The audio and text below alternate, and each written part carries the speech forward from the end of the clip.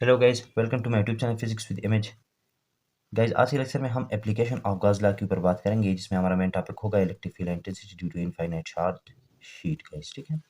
तो electric flux due to close surface, Gauss law हमें information उसके बारे में देता है और कहता है कि electric flux through any close surface is equal to total charge inside the close surface divide by permittivity of the free space. ये हमारा मास्टर इक्वेशन है, इसको ध्यान में रखना लाजमी है। दूसरी बात गॉस लॉ में ये थी गाइस कि क्लोज सरफेस। अब क्लोज सरफेस से क्या मुराद है? क्लोज सरफेस जो है गाइस, आपके पास गाज़िस लॉ को जब हम डिराइव करते हैं तो close surface as a sphere consider करते हैं एक। ठीक है। तो एक क्लोज सरफेस स्फीयर है। एक क्लोज सरफेस आपके पास गाइस सिलेंडर भी हो सकता है। ठीक है। सिलेंडर यानी कि वो हर साइड से क्या है, अगर क्लोज्ड है तो ये भी एक क्लोज सरफेस है। एक क्लोज सरफेस आपके पास बक्स भी हो सकता है गाइस। क्या हो सकता है? बक्स। ये भी एक क्लोज सरफेस है गाइस। ठीक है। अगर इसका हर साइड क्या है, बंद है। तो ये तीन हमारे पास क्लोज सरफेस। अच्छा, ये एक खास शेप का है, ये सिलेंड्रिकल शेप का है, ये क्यूबिक शेप का है, ये स्फेरिकल शेप का है गाइस। ठीक है। क्लोज सरफेस के लिए लाजमी नहीं है कि वो हमारे पास इस तरह का रेगुलर शेप हो, वो इरेगुलर शेप भी हो सकता है, लेकिन शर्त ये है कि क्लोज होना चाहिए। ठीक है। अब क्लोज होने का मतलब ये है कि इसकी ऊपर वाले सरफेस से अंदर वाले सरफेस में जाने के लिए कोई रास्ता मौजूद ना हो। क्लोज सरफेस का ये मतलब है गाइस। ठीक है। ये सिलेंडर का मतलब, ये पेन आप ले लें, ये मार्कर आप ले लें, देखें ये जो है, अब ये क्लोज सरफेस है in the form of cylindrical shape guys. ठीक है। इसकी ऊपर वाले सरफेस से अंदर वाले सरफेस तक जाने के लिए कोई रास्ता नहीं है, तो ये क्लोज सरफेस है। गॉस लॉ में मजे की बात ये है कि इसकी एप्लीकेशन को जब हम पढ़ेंगे तो एक एप्लीकेशन इसका स्फीयर हम कंसीडर करेंगे, एक एप्लीकेशन में इसका सिलेंड्रिकल शेप हम कंसीडर करेंगे, एक एप्लीकेशन में इसका हम क्यूबिक शेप कंसीडर करेंगे। तो गॉस लॉ का एप्लीकेशन हमारे पास कंप्लीट हो जाएंगे गाइस। ठीक है। तो देखते हैं सबसे पहले स्फेरिकल केस को, उसके बाद फिर सिलेंड्रिकल वाला केस ये वाला है, उसके बाद फिर क्यूबिक वाला केस देखते हैं और गॉस लॉ को हम समझ जाएंगे डिटेल से। तो ये पहला केस है गाइज कि ये हमारे पास एक स्फीयर है जो ग्रीन कलर का है और इसके ऊपर पॉजिटिव चार्जेस है गाइज। ठीक है। अब स्पेस में एक पॉइंट है ये वाला गाइज। इस पॉइंट पर इस चार्ज डिस्ट्रीब्यूशन की वजह से इलेक्ट्रिक फील्ड इंटेंसिटी का कुछ ना कुछ हमारे पास वैल्यू होगी, वो उसको हमने मैथमेटिकली मालूम करना है गाइज। ठीक है। तो इस पॉइंट को लेकर मैं इस चार्ज डिस्ट्रीब्यूशन के इर्द गिर्द एक स्फीयर को कंसीडर करूंगा गाइस। ठीक है। किस चीज़ को कंसीडर करूंगा? स्फीयर को। यानी कि वो पहला वाला केस है, गॉस लॉ को मैं यूज़ करने जा रहा हूँ, ये मैंने कंसीडर कर लिया एक स्फीयर गाइस। ठीक है। और इस चार्ज डिस्ट्रीब्यूशन से स्फीयर तक का जो डिस्टेंस है वो आर है गाइस। क्या है? आर है।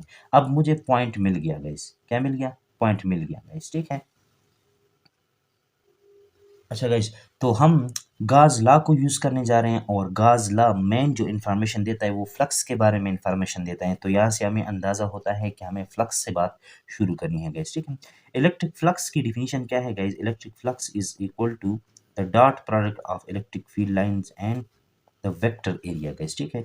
ये इलेक्ट्रिक फ्लक्स की डिफिनीशन है, लेकिन ये इलेक्ट्रिक फ्लक्स की डिफिनीशन वहां पर लागू होती है जहां पर हमारे पास प्लेन एरियाज हो गाइस। क्या हो? प्लेन एरियाज हो। यहाँ पर हमारे पास प्लेन एरिया तो नहीं है स्फेरिकल का। इस ये जो स्फीयर है इसका एरिया तो प्लेन नहीं है ना, ये तो कर्व्ड है। तो इसके लिए हम डायरेक्ट ये वाला फार्मूला यूज नहीं कर सकते। इसके लिए हम कौन सा फार्मूला यूज करेंगे? इसके लिए हम ट्रिक कौन सा लगाते हैं कि ये जो हमने स्फीयर कंसीडर किया है गाइस। ठीक है। इसका ये जो होल सरफेस एरिया है, इसको हम स्मॉल इंटरवल्स में डिवाइड करेंगे, A1 A2 A3 A4 guys. ठीक है। और अब हर एरिया में से कितना फ्लक्स गुजर रहा है उसको मालूम करेंगे। तो हर एरिया में से जब मालूम हो जाएगा, सबको जमा कर लेंगे, तो इस सरफेस में से कितना इलेक्ट्रिक फ्लक्स होगा वो हमें मालूम हो जाएगा गाइस। ठीक है। लेकिन ऐसा हम आज के लेक्चर में नहीं करेंगे और ये हम प्रीवियस लेक्चर में कर चुके हैं गाइस। ठीक है। आपने गॉस लॉ की डेरिवेशन में देखा होगा कि electric flux through any close surface can be written as electric field electric field intensity electric field intensity into summation of all the small interval areas guys. ठीक है। ये चीज़ हम पढ़ चुके हैं गाइस। ठीक है। अगर आपने नहीं देखा तो प्रीवियस लेक्चर में आप देख सकते हैं गाइस। ये चीज़ है। यानी कि स्फीयर में से जब हम इलेक्ट्रिक फ्लक्स को मालूम करते हैं तो इसके लिए ये फार्मूला है, ये इलेक्ट्रिक फील्ड इंटेंसिटी को शो कर रहा है और इसमें ये जो है ये स्मॉल इंटरवल्स ऑफ एरिया को शो कर रहा है। अगर हम तमाम के तमाम स्मॉल इंटरवल्स की एरिया को सम करें तो हमारे पास total area of the sphere आ जाएगा। तो इसको मैं कॉल कर लूँगा इक्वेशन नंबर 2 गाइस, ठीक है। अब ये तो हमारे लॉजिकली कंसिडरेशन से ये इक्वेशन आ गई, लेकिन ये एक लॉ है जो किसने दिया है, गॉस ने दिया है। वो कहता है फ्लक्स इस चीज़ के बराबर है। हमने देख लिया कि फ्लक्स इस चीज़ के बराबर है, तो इन दो इक्वेशंस को हम क्या कर सकते हैं, कंपेयर कर सकते हैं। हमारी वाली बात भी सही है और इसकी बात तो लॉ ही बन गई है, तो इसकी बात तो हाँ वो तो सही ही सही होगी। तो दोनों को कंपेयर कर लेते हैं। तो charge divide by epsilon not is equal to हमारे पास आ जाएगा electric field intensity into summation of all the small area such that I goes from 1 up to n guys, ठीक है। हमें क्या चाहिए, हमें इस पॉइंट पर, हमें इस पॉइंट P पर ये वाला इलेक्ट्रिक फील्ड चाहिए गाइस, ठीक है। तो क्या कर लेते हैं, इस चीज़ को उठाकर यहाँ पर लेकर आ जाते हैं, तो हमारे पास हो जाएगा electric field is equal to Q by epsilon not multiply by 1 divide by summation of all the small area guys, ठीक है। अच्छा, वो स्मॉल एरियाज को अगर मैं सम करूं तो आखिर में मुझे उस स्फीयर का टोटल एरिया मिल जाएगा गाइस, ठीक है।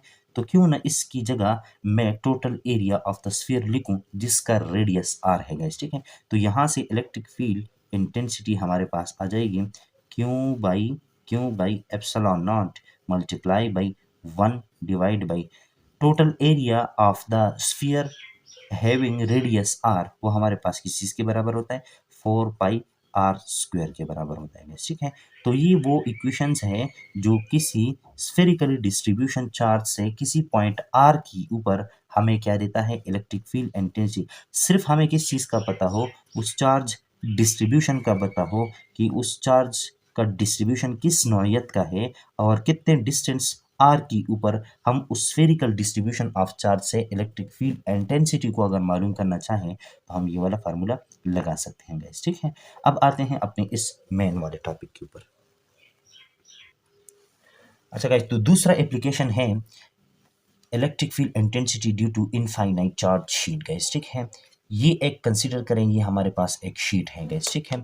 आप इस शीट को इस शेप में कंसीडर कर सकते हैं गाइस, ये हमारे पास एक शीट है, ठीक। और इस शीट के ऊपर चार्जेस हैं, ठीक है। इस शीट के ऊपर क्या है, चार्जेस हैं। अब हम इस पॉइंट पर इस चार्ज डिस्ट्रीब्यूशन की वजह से इलेक्ट्रिक फील्ड इंटेंसिटी को मालूम करना चाहते हैं। कोई रफ पॉइंट ले लेते हैं ना गाइस, ठीक है। ये हमारे पास वो शीट आ गया, इस शेप का है गाइस, ठीक है। और हम क्या करते हैं, हम इस पॉइंट के ऊपर क्या मालूम करना चाहते हैं, इलेक्ट्रिक फील्ड इंटेंसिटी को मालूम करना चाहते हैं गाइस, ठीक है। तो इस शीट से इस तरह से आर पार यानी कि इस पॉइंट को लेकर हम एक cylindrical shape, close shape consider करेंगे, क्लोज सरफेस कंसीडर करेंगे गाइस, ठीक है। ये वो पॉइंट है जिस पर हम इलेक्ट्रिक फील्ड इंटेंसिटी को मालूम करना चाहते हैं। इस पॉइंट को लेकर हम यहाँ से एक सिलेंड्रिकल शेप का क्या कंसीडर करेंगे, क्लोज सरफेस। अच्छा, लेकिन ये सिर्फ एक साइड कंसीडर नहीं करेंगे, जितना जितना एरिया हमने इसका यहाँ पर कंसीडर किया है उतना ही एरिया इसका दूसरी साइड पर भी कंसीडर करेंगे गाइस, ठीक है।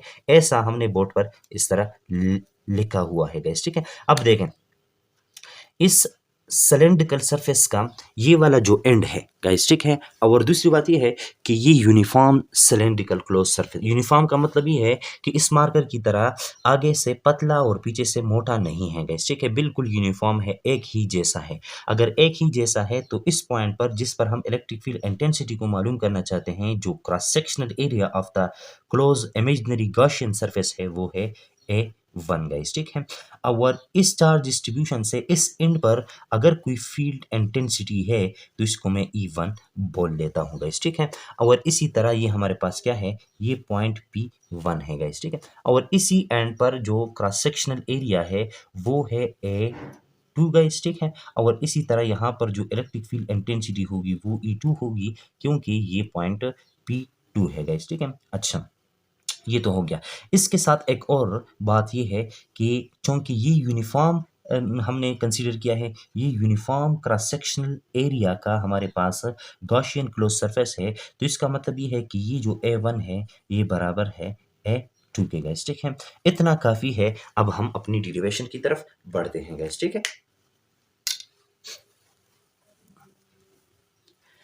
अच्छा गाइस, तो देखें गाज लॉ क्या कहता है। गाज लॉ कहता है कि electric flux through any close surface is equal to the total charge inside the surface divide by permittivity of the free space, ठीक है। अब इस क्लोज सरफेस के ये वाला जो A1 है गाइस, ठीक है, ये देखें आप इसको यूं कंसीडर कर सकते हैं, ये वो हमारे पास वो शीट है गाइस, ठीक है। यहाँ पर इस पॉइंट को लेकर मैंने एक सिलेंड्रिकल शेप का क्लोज सरफेस कंसीडर किया हुआ है। अब इस पॉइंट, ये देखें ना, इसका क्रॉस सेक्शनल एरिया, ये जो वेक्टर एरिया है इसकी डायरेक्शन बाहर की तरफ है गाइस, ठीक है। और इलेक्ट्रिक फील्ड लाइंस भी यहाँ से गुजर रहे हैं, तो फ्लक्स तो होगा, हमारी मेन डिफिनीशन जो है फ्लक्स की। तो उस फ्लक्स को मैं किस तरह मालूम कर सकता हूँ? उस फ्लक्स को मैं इस तरह मालूम कर सकता हूँ कि ये जो point P1 cross sectional area A1 है, इसमें से जो फ्लक्स गुजर रहा है वो phi1 है, और वो हमारे पास बराबर होगा E1, यानी कि इलेक्ट्रिक फ्लक्स वहां से गुजर रहा है, इलेक्ट्रिक फील्ड इंटेंसिटी जो वहां से गुजर रही है वो E1 है इनटू A1 गाइस, ठीक है। अच्छा, जब हम डॉट प्रोडक्ट को हटाते हैं तो क्या लगाते हैं गाइस? cos थीटा लगाते हैं, तो phi1 is equal to E1 और A1, और साथ में क्या आ जाएगा? cos थीटा आ जाएगा गाइस, ठीक है। अब area, vector area of the cross sectional vector area of this close cylindrical shape, इस एंड पर वो हमारे पास बाहर की तरफ है, और इलेक्ट्रिक फील्ड इंटेंसिटी की जो डायरेक्शन है वो भी बाहर की तरफ है। थीटा कितना बन रहा है? 0 बन रहा है, और cos 0 कितने के बराबर होता है? वो 1 के बराबर होता है। तो इस एंड पर जो फ्लक्स होगा वो हमें मिलेगा phi1 is equal to E1 और A1 मिल गया। इसको कॉल कर लेते हैं इक्वेशन नंबर 1 गाइस, ठीक है। अब ये जो दूसरा एंड है ये वो शीट है गाइस, इस एंड की बात हो गई। अब इस एंड की बात करते हैं गाइस, ठीक है। तो इस एंड में से जो फ्लक्स होगा वो होगा E2, sorry phi2 is equal to E2, और साथ में हो जाएगा A2 गाइस, ठीक है। लेकिन हम जानते हैं, क्या जानते हैं? देखें कि दोनों का, इस शीट से A2 का और A1 का फासला भी सेम है गाइस, ठीक है। चार्ज डिस्ट्रीब्यूशन भी जितना इलेक्ट्रिक फ्लक्स इस एंड को दे रहा है उतना ही इलेक्ट्रिक फ्लक्स इस एंड को भी दे रहा है। तो हम यहाँ से लिख सकते हैं कि ये जो हमारे पास E1 है ये बराबर होगा E2 के, क्योंकि A1 बराबर है A2 के गाइस, ठीक है। अच्छा, अब हमारे पास ये phi1 हो जाएगा, phi1 is equal to E1 बराबर E2 के, और दोनों को मैं कह सकता हूँ कि ये E के बराबर है, तो E1 और E2 की बजाय मैं E लिख सकता हूँ गाइस, ठीक है। और A1 A2 की बजाय मैं A लिख सकता हूँ, तो हमारे पास ये phi1 is equal to EA आ जाएगा गाइस, ठीक है। और यहाँ से इसी तरह phi2 हमारे पास आ जाएगा, E2 की बजाय मैं E2 की बजाय मैं E लिखता हूँ, और A2 की बजाय मैं A लिखता हूँ गाइस, ठीक है, ये आ जाएगा। अच्छा, तो सिर्फ सिलेंड्रिकल ये जो क्लोज सरफेस है इसका जो एरिया है वो तो सिर्फ एंड एरियाज नहीं है, यानी कि A1 और A2 सिर्फ नहीं है, ठीक है। इसका कुछ ना कुछ एरिया ये वाला भी है गाइस, ठीक है। तो इसमें से कितने इलेक्ट्रिक फील्ड लाइंस गुजर रहे हैं इस बात को देखते हैं गाइस, ठीक है। तो आप देखें वो हमारे पास हो जाएगा phi3 हमारे पास हो जाएगा E3, ठीक है, और डॉट A3 गाइस, ठीक है। अब A3 बराबर नहीं है A2 के और A1 के गाइस, ठीक है। और इसी तरह इसमें से जो फ्लक्स लाइनें गुजर रही है, इलेक्ट्रिक फील्ड की लाइनें गुजर रही है, वो भी बराबर नहीं है E2 और E1 के गाइस, ठीक है। तो अब देखें देखें ये सिलेंड्रिकल जो मैंने क्लोज सरफेस कंसीडर किया है ये तो इस तरह है ना गाइस, ठीक है। इलेक्ट्रिक फील्ड की डायरेक्शन जो है वो भी इस तरह है, लेकिन ये वाला जो एरिया है, ये वाला एरिया, इसका मैं अगर वेक्टर एरिया को देखूं तो वेक्टर एरिया को तो हम इस तरह देखते हैं कि उसके ऊपर हम परपेंडिकुलर ड्रा करते हैं। तो ये जो हमारे पास इसका परपेंडिकुलर है वो ऊपर की तरफ है, यानी कि इस एरिया का जो डायरेक्शन है वो ऊपर की तरफ है, वेक्टर एरिया की मैं अगर बात करूंगा, ठीक है। और इलेक्ट्रिक फील्ड लाइंस की डायरेक्शन इस साइड है, तो दोनों के दरमियान एंगल कितना बन रहा है? 90 का बन रहा है, और cos 90 कितने के बराबर होता है? 0 के बराबर।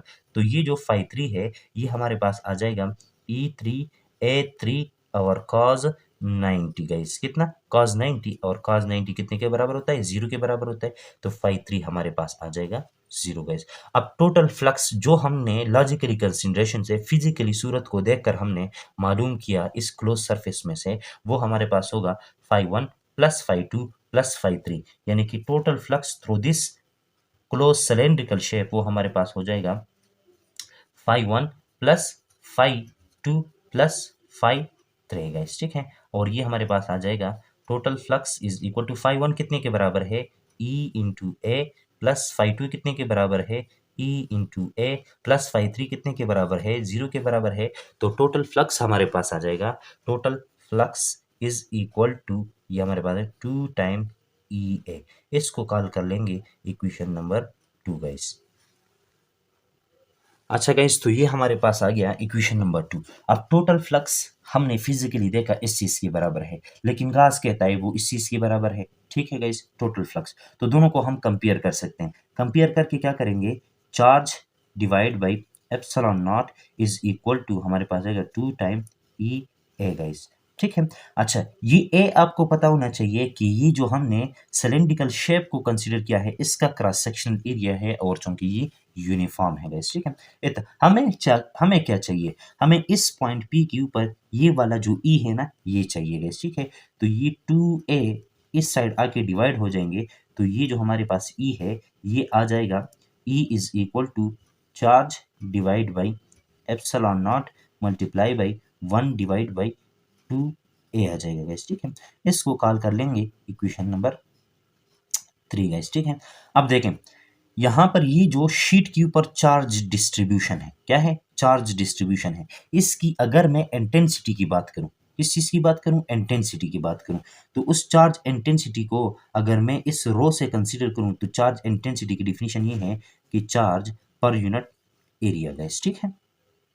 अच्छा, ये वाला जो चार्ज हमने कंसीडर किया है ये कौन सा चार्ज है, ये इस क्लोज्ड सिलेंड्रिकल गॉसियन सरफेस के अंदर जो चार्ज आया हुआ है ये वो वाला चार्ज है गैस, ठीक है। तो इस चार्ज की इक्वेशन को अगर मैं यहां से निकालूं, तो charge is equal to charge density into area. ये कौन सा एरिया है, ये इस सिलेंड्रिकल शेप का एरिया है गैस, ठीक है। तो हमारे पास ये आ जाएगा, ये होगा इक्वेशन नंबर 4। अब इस क्यू की वैल्यू को उठाकर मैं यहाँ पर पुट करूँ, तो electric field due to infinite sheet हमारे पास आ जाएगा किस चीज़ के बराबर गाइस, वो हमारे पास है क्यू की वैल्यू क्या आ गई, charge density into area divide by epsilon into 2a आ जाएगा गाइस, ठीक है। अच्छा, ये a इसके साथ क्या हो जाएगा, खत्म हो जाएगा। इलेक्ट्रिक फील्ड इंटेंसिटी ये हमारे पास आ जाएगा charge density divide by 2 time epsilon not. ये है वो हमारे पास लास्ट रिक्वायर्ड इक्वेशन जो कि रिप्रेजेंट कर रहा है इस चीज को, electric field intensity due to infinite charge sheet guys, ठीक है। तो गाइज, गाज लॉ का आखिरी एप्लीकेशन है electric field intensity between two oppositely charge parallel plate guys, ठीक है। ये हमारे पास एक प्लेट है जिसके ऊपर पॉजिटिव चार्ज है, ये एक दूसरा प्लेट है जिसके ऊपर नेगेटिव चार्ज है गाइस, ठीक है। अच्छा, इन दो प्लेट्स के दरमियान एक ये रेड वाला आपको नजर आ रहा है गाइस, ये एक पॉइंट पी है, इसके ऊपर हम इलेक्ट्रिक फील्ड इंटेंसिटी को मालूम करना चाहते हैं गाइस, ठीक है। और हमें ये भी पता है कि इलेक्ट्रिक फील्ड की डायरेक्शन वो पॉजिटिव से नेगेटिव की तरफ होती है गाइस, ठीक है। अब यहाँ पर तीसरा सूरत ये है कि हम एक क्लोज गॉसियन सरफेस को कंसिडर करेंगे in the form of cube, in the form of box, ठीक है गाइस।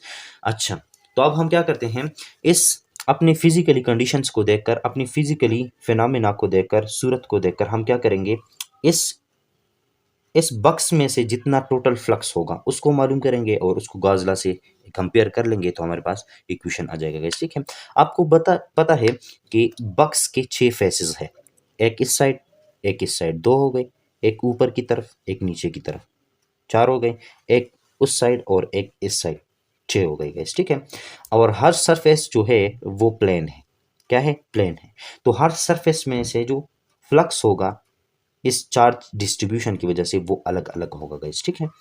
तो देखें, मैं चीफ फेसिस को कंसीडर कर लेता हूँ, एक में से जो फ्लक्स होगा वो phi 1 होगा, दूसरे में से जो फ्लक्स होगा वो phi 2 होगा, तीसरे में से जो फ्लक्स होगा वो phi 3 होगा, और चौथे में से phi 4, और इसी तरह phi 5 और phi 6 गाइस, ठीक है। ये हमारे पास आ जाएगा। ठीक, अब देखें फेस वन में इस साइड वाले को कंसीडर करता हूँ, जो इस बक्स का, ये हमारे पास यहाँ पर एक बक्स कंसीडर करें, इस साइड जो है उसको मैं फेस वन कह देता हूँ। अब इलेक्ट्रिक फील्ड की डायरेक्शन नीचे की तरफ है और उस फेस का जो वेक्टर एरिया है वो इस साइड है। इस बक्स में आप ये वाला देख सकते हैं, ये वाला जो फेस है ये वाला, ठीक है, ये वाला, ठीक, उसका वेक्टर एरिया जो है वो बाहर की तरफ है, इलेक्ट्रिक फील्ड की डायरेक्शन डाउनवर्ड है। तो थीटा कितना बन रहा है 90, और cos 90 कितने के बराबर होता है, 0 के बराबर होता है गाइस। ठीक है, तो इस फेस में से जो फ्लक्स होगा वो क्या होगा, वो 0 के बराबर होगा। तो इसको मैं लिख लूंगा ये 0 है गाइस। ठीक है, अब इसको मैंने फेस 1 बोला है तो इसके अपोजिट को फेस 2 बोल लेता हूँ। उसका वेक्टर एरिया इस साइड है गाइस। ठीक है, इलेक्ट्रिक फील्ड की डायरेक्शन डाउनवर्ड है, तो एंगल कितना बन रहा है 90 का, तो फाई 2 भी हमारे पास क्या हो जाएगा, 0 हो जाएगा गाइस। ठीक है, अच्छा फाई 3 मैं इस साइड जो है इस बक्स का जो मेरी तरफ इसका साइड जो सरफेस है इसको मैं कंसीडर कर लेता हूँ। इसका जो एरिया है वो बाहर की तरफ है, वेक्टर एरिया गाइस। ठीक है, इलेक्ट्रिक फील्ड की डायरेक्शन फिर डाउनवर्ड है, तो फिर एंगल कितना बन रहा है 90 का, cos 90 कितना होता है 0 होता है, क्योंकि इलेक्ट्रिक फील्ड और एरिया का प्रोडक्ट ये फ्लक्स के बराबर होता है। जब हम ई ए को मालूम करते हैं तो cos थीटा लगाते हैं, और cos थीटा इन तीन सिरतों में हमारे पास क्या आ गया, 0 आ गया। ठीक है, cos थीटा 90 आता है और cos 90 0 के बराबर, इस वजह से 0 आता है। ठीक, अच्छा इसको मैंने फेस 3 बोला, तो इसके अपोजिट को फेस 4, और उसके साथ भी एंगल कितना बन रहा है, उसके साथ भी एंगल बन रहा है 90, तो वो भी 0 है गैस। ठीक है, दो फेसेस बन गए, एक ऊपर की तरफ और एक डाउनवर्ड गैस। ठीक है, अब हम इस पॉइंट पर जो फेस 5 के ऊपर जिसको मैं कंसीडर करूंगा, इस पॉइंट के ऊपर हम इलेक्ट्रिक फ्लक्स को इलेक्ट्रिक फील्ड को मालूम करना चाहते हैं गैस। ठीक है, तो इस एरिया में से जो ये बक्स है ना हमारे पास, ये टोटल बक्स है, एक फेस, दूसरा फेस, तीसरा फेस, चौथा फेस, पांचवा फेस और छठा फेस गैस। ठीक है, इसमें ये वाला जो फेस है इसका वेक्टर एरिया डाउनवर्ड है और ऊपर से इलेक्ट्रिक फील्ड की डायरेक्शन भी डाउनवर्ड है, तो एंगल कितना बन रहा है, 0 बन रहा है गैस। ठीक है, एंगल कितना बन रहा है 0, और हमारे पास cos 0 कितने के बराबर होता है, cos 0 बराबर होता है 1 के गैस। ठीक है, तो हमारे पास ई ए आ जाएगा गैस। ठीक है, फेस, ये जो फेस 6 है ये ऊपर की तरफ है, और चूंकि ये इस चार्ज डिस्ट्रीब्यूशन से हमने बाहर की तरफ लिया हुआ है, तो यहाँ पर जो फ्लक्स आता है वो नेग्लिजिबल है। क्या है, यानी कि इसको हम इग्नोर कर सकते हैं, यानी कि 0 मान सकते हैं गैस। ठीक है, अब total flux through this close cubical surface वो हमारे पास कितना आ जाएगा, total flux is equal to phi 1 plus phi 2 plus phi 3 plus phi 4 plus phi five plus phi 6 का। ठीक है, और टोटल फ्लक्स हमारे पास यहाँ से आ जाएगा फाइव 1 कितना है 0 0 0 0, सिर्फ ये चीज़ कितना है, ये है ई ए, इसको हम कॉल कर लेंगे इक्वेशन नंबर 1। ठीक, गाज लॉ क्या कहता है, गाज लॉ कहता है total flux is equal to charge divide by epsilon not. अगर वैक्यूम क्यू नहीं है या कोई भी नहीं है, फ्री स्पेस है हमारे पास, दोनों को कंपेयर कर लेते हैं। कंपेयर करने से क्या होगा, हमें मिल जाएगा Q by epsilon not is equal to E A. हमें क्या चाहिए, हमें तो ई चाहिए, तो क्या कर लेते हैं, E is equal to charge divide by a epsilon not. Equation number 3 आ गया। हमें चार्ज का नहीं पता कि कितनी चार्ज की वजह से ये फ्लक्स मिल रहा है हमें गैस। तो चार्ज की definition, charge density is equal to charge divide by area. यहाँ से चार्ज की वैल्यू को निकालते हैं, Q is equal to charge density into A. इसको उठाकर यहाँ पर पुट कर लेते हैं, तो यहाँ से हमारे पास आ जाएगा E is equal to charge की वैल्यू चार्ज डेंसिटी इंटू हमारे पास कितना आ जाएगा, A divide by A into epsilon not.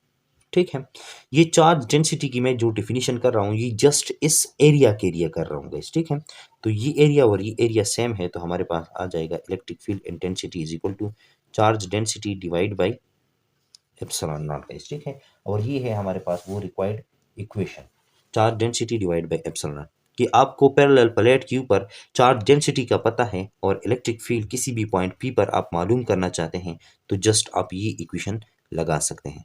तो उम्मीद है गाइज आपको आज का लेक्चर पसंद आया होगा। मिलते हैं नेक्स्ट लेक्चर में, तब तक के लिए अपना ख्याल रखिएगा। अल्लाह हाफिज़।